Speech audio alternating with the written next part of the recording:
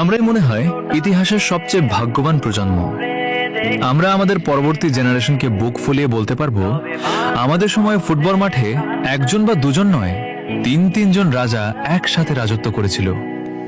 এক, Lionel Messi, যার পায়ের জাদুকরী ড্রিবল আর ফুটবলীয় মস্তিষ্ক এক নিমেষেই বদলে দিত যে কোনো বড় ম্যাচের ফলাফল। দুই, ক্রিস্টিয়ানো রোনালদো, যার গোল করার অবিশ্বাস্য ক্ষুধা, অতি মানবীয় ফিটনেস আর হার না মানা জেদ ফুটবল বিশ্বকে শাসন করেছে বছরের পর বছর। তিন, নেইমার জুনিয়র, যার পায়ের চিরচেনা সাম্বা ছন্দ, নান্দনিক স্কিল আর ড্রিবলিং এর সৌন্দর্য ফুটবল মাঠে আনন্দের জোয়ার বয়ে দিত।